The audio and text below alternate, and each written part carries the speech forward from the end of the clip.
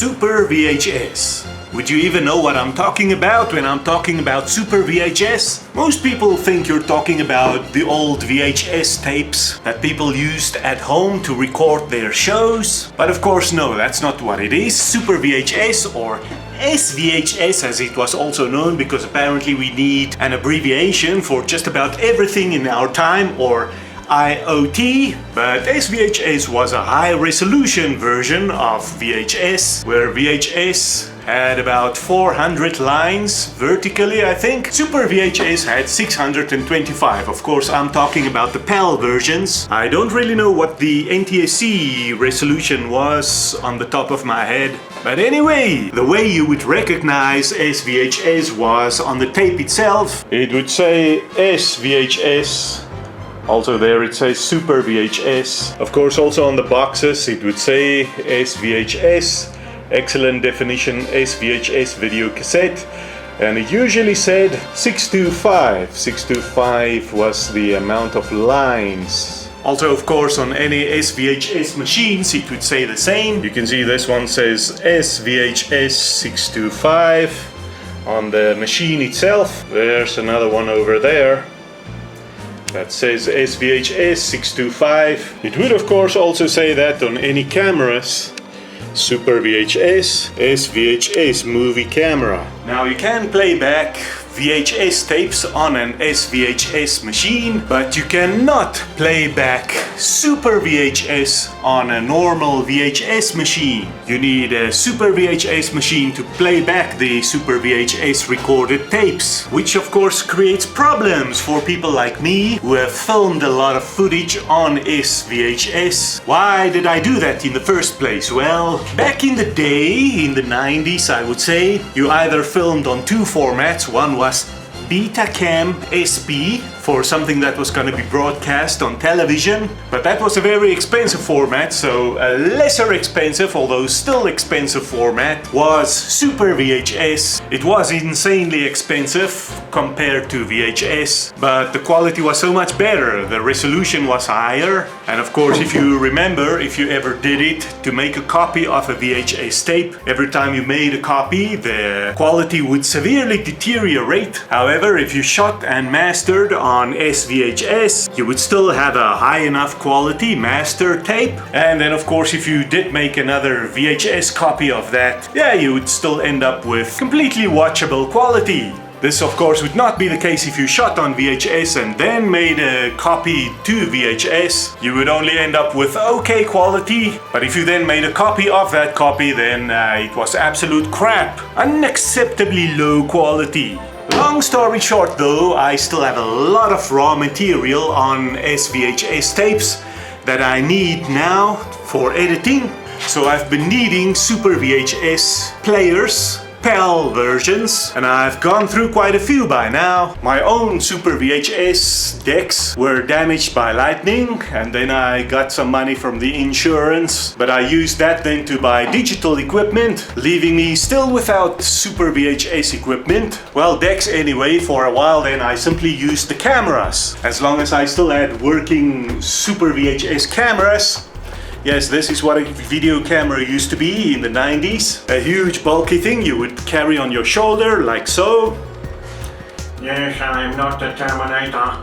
Don't know where that came from. But anyway, yeah, there was outputs and everything on the camera. So as long as the camera was working, I was still fine. But then of course, one by one, over time, all the equipment stopped working, leaving me without any SuperVHS playback equipment. Yeah, once all my SVHS cameras broke, I got, what did I get? Oh, this player here. This you can see is also an SVHS player. PAL and 625. So for a while I could work with this fella right here until it came to the end of its working life, as these things do. So what now? I know of nobody who fixes these things or who still makes the parts, since Panasonic and whomever no longer makes it. So I had no choice but to get another machine from somebody who still has it. And fortunately I found that. That's when I got this beauty right here. Beautiful, I loved this one. SVHS front-loading machine. But of course, again, after some years, it just wouldn't work anymore. It's like the inner workings just get too weak to still do their job. So then I got this one. This one says SVHS on it, and it's supposed to be an SVHS one. Yeah, this one actually opens there. There's a control panel if you need whatever functions there are. Oh, there's a play and whatever.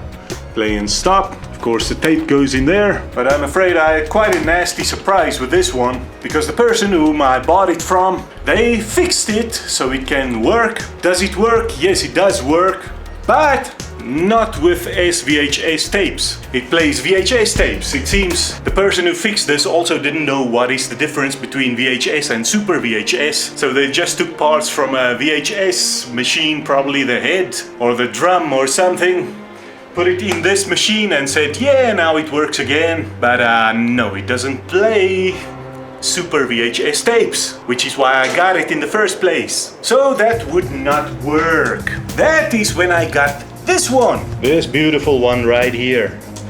Apparently it was in a surgery or a doctor's office or a dentist's office or whatever. Unfortunately with this one, the image is very scratchy on some tapes. On some tapes it's okay. I thought maybe it's a tracking problem. That is why I tried to fix the tracking here. Didn't work. I opened the machine, tried to fix the tracking by adjusting the actual things inside, but none of that worked. Some tapes work and some tapes come out really scratchy on this machine. So I'm afraid I knew I had to get a new machine somewhere. However, searching online produced no results. It just seems like by now I have bought every available second-hand SuperVHS machine in South Africa. All the ones that anyone advertised, of course. I see in America and even Europe and England, yes, there are still a lot of them for sale on eBay and such. However, the prices are insane, especially with the exchange rate as it is, and the shipping is a lot more than the actual product usually, and then there's still insane import taxes. Long story short, I always thought it's not even a possibility to import it from overseas. However, this time, as there is no other option apparently, I thought let me get one more and get it from either the UK or Europe or wherever they also use PAL, and also it needs to be 220 to 240 volts and 50 Hertz. And now it seems I finally found the thing. It looks kind of crappy actually. You can see on the photos, yeah, it's a bit banged up and obviously well used, and it's from a shop in Germany. However, it is the cheapest one I could find. 109 euros, 110 euros. Yes, that is about 2,100 rands, which is the cheapest I can find. However, don't look at the shipping, because the shipping is about 3,000 rand for a 2,000 rand machine. And then there's still gonna be customs, as they call it. Now, why do I think 2,000 is cheap? Well, let me show you here. There's another one, for example. Hey, that actually looks very much like the one I had originally. This one, you see 9,500, almost 10,000. This one, is it SVHS? No, it's a U-matic. But yeah, most SVHS ones are something like 5 and 30,000, I would say, even more. So that's why I just got this one. Funny thing is, they said they ship with DHL Packet International, but in the end I had to go and collect it at the post office. Don't know how that works, because I gave them a physical address to deliver it to. Anyway, it took roughly a month to get here, but I finally got it in a very beat up box. Here it is. Not very beautiful, but I didn't buy it for its beauty. I'm hoping it can still work. Like they said online, it is used but still in working condition. Flap is gone.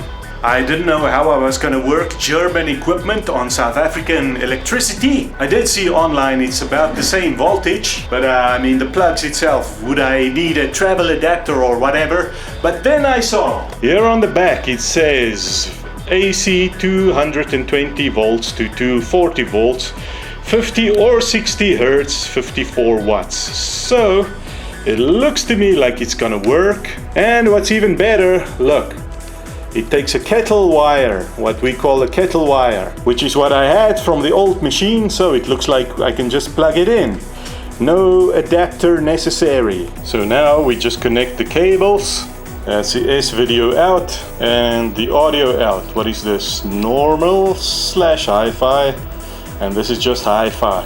Yeah. In case you don't know, the hi-fi was the stereo soundtrack on the video cassette, and then there was another third soundtrack that's just a mono one. Okay, everything is connected, so this is the moment of truth where we test the machine. Will it actually play the tape without problems? Oh, it's stressful. Stressful. Come on, little machine. Please surprise me pleasantly. Power on. Alright, it is powered on. Why is it, does it have something on the counter? Is there a tape in there? No, there's nothing in there. Here we'll set it on hi-fi. We want to hear the stereo soundtrack. Tracking is in the middle. This is headphones out. Alright. Looks like we got all the settings as it should be. All we need now is to put in the tape. Tape is in. Are we getting an image? No, we didn't autoplay. Usually if you took out that little piece of plastic in the back, you see there, if you took that out, it should autoplay if you load it in the machine. But alright, this one didn't. What can we expect? Play.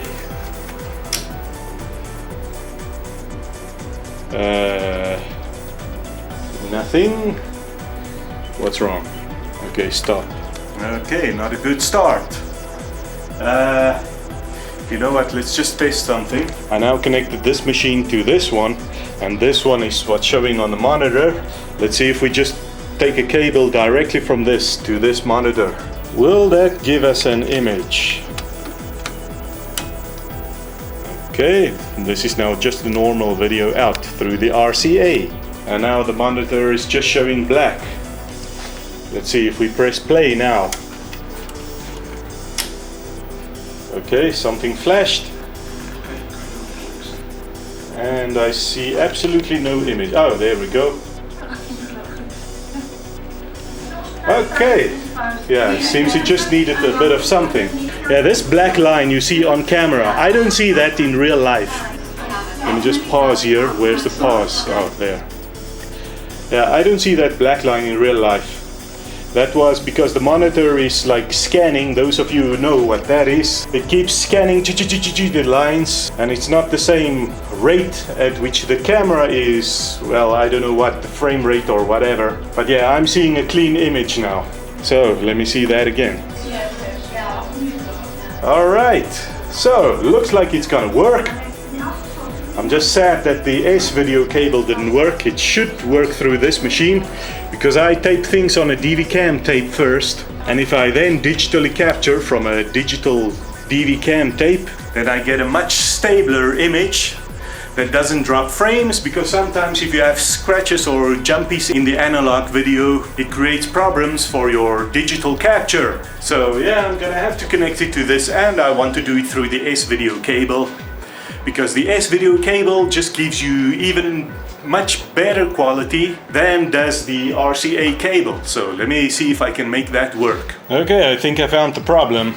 This S-video out jack seems to be a little bit very worn, probably well used, so I had to put the cable in again properly until it went all the way in. And yeah, seems that solved the problem. Watch this. I press play, and we have a nice and clear image on here. And the reason I'm so happy is because this exact tape was so scratchy when I played it back with this machine. It was actually completely unusable. But now with this new machine, I'm glad to see all that money at least was worth it. And it's giving me a usable image. So I'm very pleased with that. Tracking is a bit scratchy, the sound, but alright, yeah, I think there I fixed it. Oh, this doesn't seem to work, but that's alright.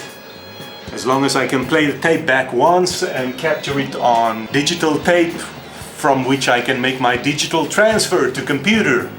And it's alright. Oh wait, I was wrong. I see you must first press your search, then it will pause the image, and then you can use this to search back and forth, you see? Go back and forth. Alrighty, interesting. Now what? I can't get it off again. Alright, play.